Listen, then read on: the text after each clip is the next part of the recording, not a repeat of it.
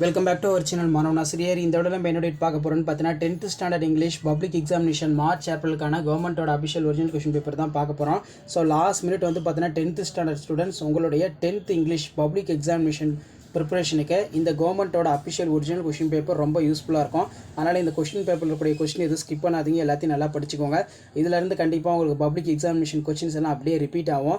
So road map பார்த்து வச்சுக்கோங்க. அதே மாதிரி கீழே வந்து பார்த்தீங்கன்னா பேராகிராஃபு, அதே மாதிரி எஸ்ஏ இதெல்லாம் நல்லா பார்த்துக்கோங்க. கண்டிப்பாக இதில் இருந்தால் கொஷின்ஸ் எல்லாமே கேட்பாங்க.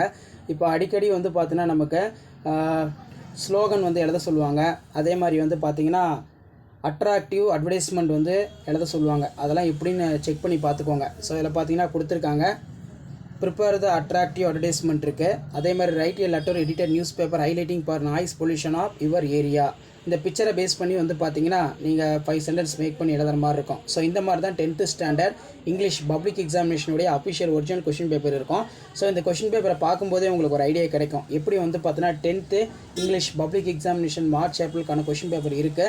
ஸோ நம்ம படித்ததெல்லாம் எப்படி வந்திருக்கு, என்னென்ன பேட்டர்னு அப்படின்னு சொல்லி நீங்கள் ஜஸ்ட் அனலைஸ் பண்ணுறதுக்கு அண்டர்ஸ்டாண்ட் பண்ணுறதுக்கு யூஸ்ஃபுல்லாக இருக்கும். ஸோ இது வரைக்கும் நான் அப்லோட் பண்ண 10th ஸ்டாண்டர்ட் இங்கிலீஷ் பப்ளிக் எக்ஸாமினேஷனுடைய அஃபிஷியல் ஒரிஜினல் கொஷின் பேப்பரில் இருக்கக்கூடிய கொஸ்டினை வந்து எதுவுமே ஸ்கிப் பண்ணாதீங்க. கண்டிப்பாக நான் அப்லோட் பண்ணுற கொஸ்டின்லேருந்து உங்களுக்கு வரக்கூடிய, அதாவது பப்ளிக் எக்ஸாமினேஷன் மார்ச் ஏப்ரல் கேட்கக்கூடிய கொஸ்டின் எல்லாமே இந்த கொஸ்டின் பேப்பரில் இருந்து தான் எடுப்பாங்க, சரிங்களா? அதனால் நான் அப்லோட் பண்ணக்கூடிய கொஸ்டினை நல்லா படிச்சுக்கோங்க.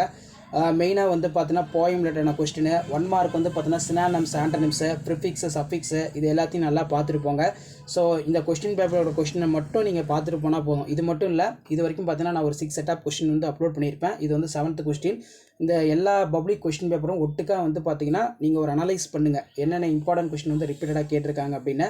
ஸோ இதில் கூட இதை நல்லா ப்ரிப்பேர் பண்ணுங்கள். மறக்காத வீடியோ ஃப்ரெண்ட்ஸுக்கு ஷேர் பண்ணுங்கள். மாணவன் ஆசிரியர் சேனலை சப்ஸ்கிரைப் பண்ணுங்கள். நம்மளோட வாட்ஸ்அப் குரூப் எல்லாரும் நம்ம ஜாயின் பண்ணுங்கள். கீழே டிஸ்கிரிப்ஷன் லிங்க் இருக்குது. தேங்க்யூ.